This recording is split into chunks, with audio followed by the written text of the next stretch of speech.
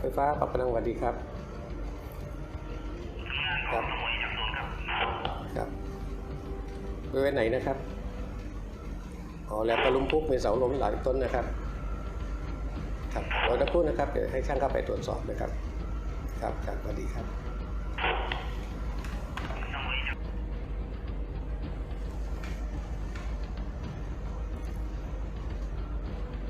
ฮัลโหลครับรับแจ้งจากบริเวณแหลมตะลุมพุกนะครับมีไฟดับกว้างมีเสาล้มด้วยนะครับให้ปรับพนัง05เข้าตรวจสอบด้วยนะครับรับทราบครับเดี๋ยวทำการตรวจสอบแล้วรายงานกลับครับผม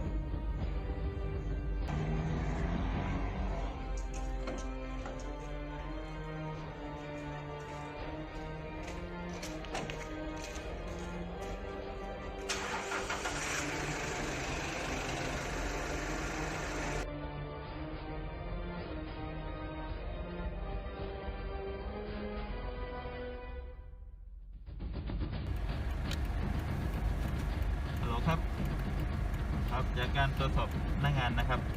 ตอนนี้พบว่ามีต้นไม้ล้มทับสายนะครับจนทำให้เสาแรงสูงล้มหลายต้นนะครับ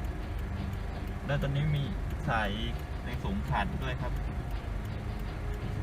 ครับผมครับโอเคครับ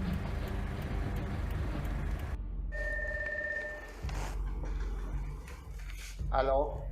สวัสดีครับหัวหน้าปราโมชผมได้รับแจ้งจากพนักงานช่างแก้ไฟฟ้าขัดข้องนะครับรายงานมาว่าต้นไม้ล้มทับสายเสาล้มจำนวนหลายต้นนะครับหลัง PPN 10R01 แหลมตะลุมพุกนะครับครับตอนนี้ช่างกำลังอยู่หน้างานครับครับรับทราบครับรับทราบศูนย์นครจากปากพนังครับขณะนี้รับแจ้งจากปากพนัง05นะครับรีคอร์เซอร์ PPN 10R01 พิปล็อกเอาท์สาเหตุมาจากพายุนะครับพายุเข้าเสาล้มหลายต้นครับ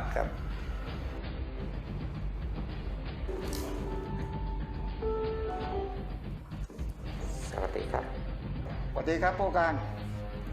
ครับพอดีได้รับแจ้งจากพนักงานอีโอนะครับว่าขณะนี้มี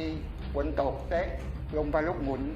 เข้าที่บ้านแหลมตะลุมพุกครับบริเวณหมู่ 1ตำบลแหลมนะครับขณะนี้ช่างแก้ไฟฟ้าของขัดข้องนะครับอยู่ที่ตำบลแหลมแล้วนะครับปรากฏว่ามีต้นไม้ล้มทับสายและเสาแรงสูงล้มอยู่หลายต้นนะครับครับรับทราบครับเดี๋ยวผมสั่งการส่วนที่เกี่ยวข้องดำเนินการต่อนะครับครับผมขอบคุณครับสวัสดีครับเดี๋ยวเชิญท่านรอง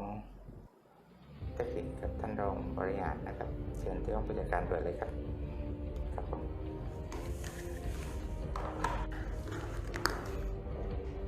เชิญนะครับเชิญนะ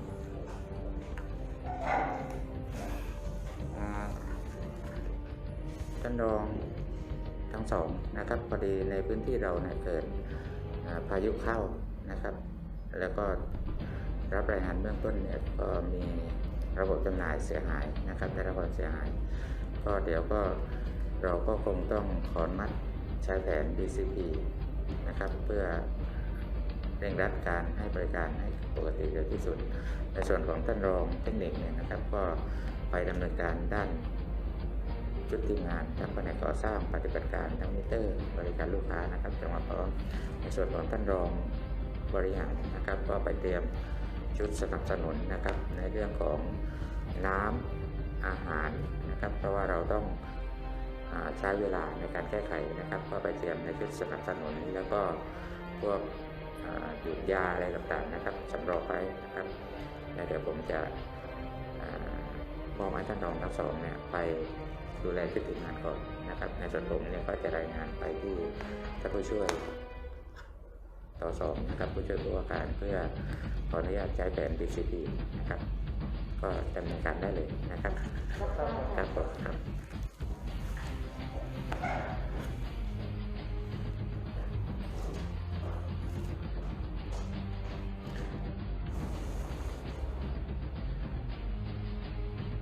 สวัสดีครับท่านผู้ช่วยปิญโยครับผมสวัสดีศรีจันทร์นะครับผู้จัดการไฟฟ้าอำเภอปากพนังครับครับผมขอรายงานเหตุการณ์นะครับพอดีเกิดเหตุการณ์พายุเข้าในพื้นที่ปากพนังนะครับครับเข้ามาทางชายฝั่งทะเลนะครับตอนนี้ระบบจำหน่ายที่ได้รับรายงานเบื้องต้นจากแผนกปฏิบัติการเนี่ยได้รับความเสียหายเป็นบริเวณกว้างนะครับแล้วก็มีผู้ใช้ไฟที่ได้รับผลกระทบเยอะนะครับเพราะฉะนั้นเนี่ยเบื้องต้นผมได้เรียกส่วนที่เกี่ยวข้องมาสั่งการให้เตรียมความพร้อมนะครับเตรียมความพร้อมแล้วก็ชุดทีมงานต่างๆนี่ก็เตรียมความพร้อมแล้วแต่ผมขออนุญาตท่านผู้ช่วยที่จะใช้แผน BCP นะครับใช้แผน BCP เพื่อแก้ไขสถานการณ์ให้ใช้ไฟฟ้าได้เร็วที่สุดนะครับจะได้ดำเนินการต่อไปนะครับขออนุญาตดำเนินการนะครับครับผมขอบคุณครับท่านผู้ช่วยครับถ้ายังไงเดี๋ยวผมค่อยรายงานสถานการณ์เข้าไปเป็นระยะนะครับครับผมขอบคุณมากครับ ตอนนี้นะครับมีไฟดับเป็นวงกว้างนะครับบริเวณพื้นที่แหลมตะลุงพุกนะครับเนื่องจากว่ามีพายุนะครับมีต้นไม้ล้มทับสายแล้วก็มีเสาล้มไฟดับเป็นวงกว้างนะครับขอให้หัวหน้าแผนกปฏิบัติการก่อสร้างหัวหน้าแผนกมิเตอร์ออกตรวจสอบระบบจำหน่าย เพื่อแก้ไขให้สู่สภาพปกตินะครับและการดำเนินการออกไปนะครับให้เตรียมเครื่องมือที่จำเป็นเช่นเครื่องเลื่อยยนต์นะครับและก็ให้ประเมินสถานการณ์ว่าสามารถดำเนินการได้หรือไม่นะครับย้ำที่สุดเรื่องความปลอดภัยเป็นสำคัญนะครับไปหน้างานได้เลยครับ สำหรับฝ่ายสนับสนุนนะขอมอบหมายให้กับสบหดำเนินการจัดชุดทีมงานนะคะสนับสนุนในด้านอาหาร โดยขอให้ประสานกับหัวหน้าปฏิบัติการอย่างใกล้ชิดนะคะว่ามีจุดไหนบ้างที่เกิดภัยพิบัติในครั้งนี้นะคะขอให้ทำงานด้วยความพร้อมและรวดเร็วด้วยค่ะขอบคุณค่ะแผนกบริหารรับทราบค่ะ ปฏิบัติการครับ ครับเสนอที่เริ่มรับทราบครับ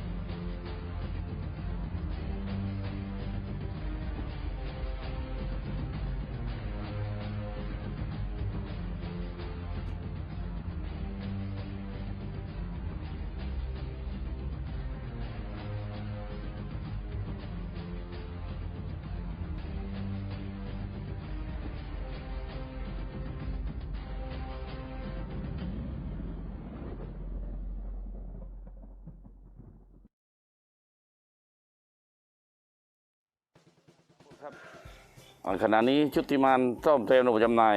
ได้ดำเนินการแก้ไขและเสร็จเป็นที่เรียบร้อย สามารถจ่ายไฟผ่านได้ครับผม ครับชุดของทีมปฏิบัติการนะครับทั้งสองชุดนะครับที่ทำงานแล้วเสร็จครับเดี๋ยวครับรับทราบครับเดี๋ยวเสร็จนะครับครับ ครับผมพี่สวัสดีครับครับในส่วนของชุดทีมงานก่อสร้างได้ดำเนินการรื้อถอนเสาซากอุปกรณ์ชำรุดออกที่กีดขวางหมดแล้วนะครับช่วงนี้ก็ได้ปักเสาพาดสายแล้วเสร็จพร้อมที่จะจ่ายไฟครับแจ้งพี่เพื่อทราบครับ ครับชุดของก่อสร้างใช่ไหมครับดำเนินการแล้วเสร็จใช่ไหมครับรับทราบครับ สวัสดีครับคุณประโมทหัวหน้าแผนกปฏิบัติการ ตอนนี้แผนกมิเตอร์ได้ตรวจสอบปรับปรุงแก้ไข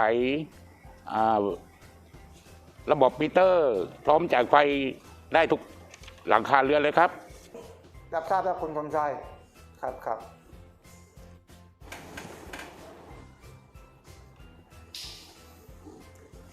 ฮัลโหลอีโอครับขนาดนี้นะครับชุดทีมงานที่เข้าดำเนินการแก้ไขซ่อมแซมในระบบจำหน่ายนะครับได้ดำเนินการเรียบร้อยแล้วนะครับให้แจ้ง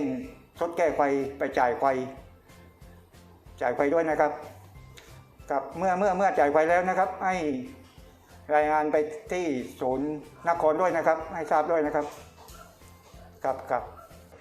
ทราบครับ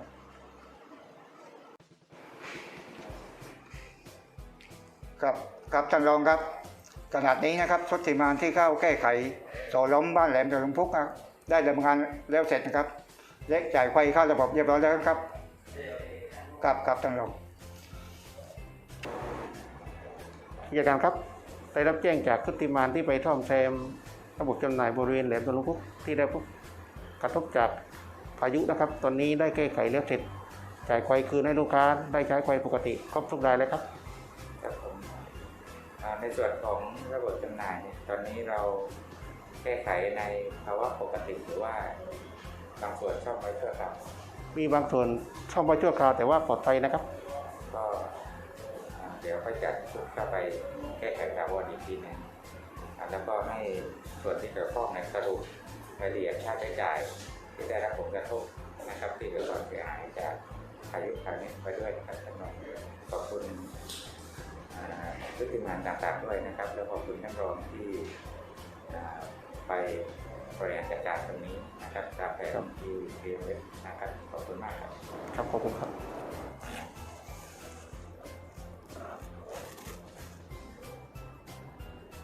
สวัสดีครับท่านผู้ช่วยครับผมสวัสดีศรีจันทร์นะครับผู้จัดการการโดยฟ้าส่วนภูมิภาคอำเภอปากพนังครับจากที่ผมรายงานเหตุการณ์ว่ามีพายุเข้านะครับแล้วก็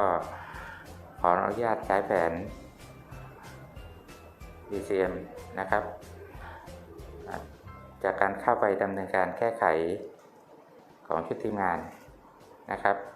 ของ PA ปากพนังและก็ระดมชุดทีมงานต่างๆเข้ามาช่วยเนี่ยตอนนี้เนี่ยเราสามารถแก้ไขสถานการณ์โดยกู้ระบบจำหน่ายที่ได้รับผลกระทบแล้วก็จ่ายไฟให้กับผู้ใช้ไฟได้ครบถ้วนทุกรายนะครับสำหรับความเสียหายต่างๆในด้านระบบจำหน่ายเนี่ยก็มีความเสียหายเยอะนะครับและผมจะสรุปรายละเอียดเข้าไปให้อีกครั้งหนึ่งนะครับรายงานเข้าไปอีกครั้งหนึ่งแต่เบื้องต้นเนี่ยรายงานให้ท่านผู้ช่วยเป็นโยทราบว่าเราสามารถจ่ายไฟคืนให้กับผู้ใช้ไฟได้ครบถ้วนทุกรายแล้วนะครับครับผมขอบคุณท่านผู้ช่วยมากครับที่ให้กำลังใจPA ปากพนังนะครับครับผมขอบคุณครับ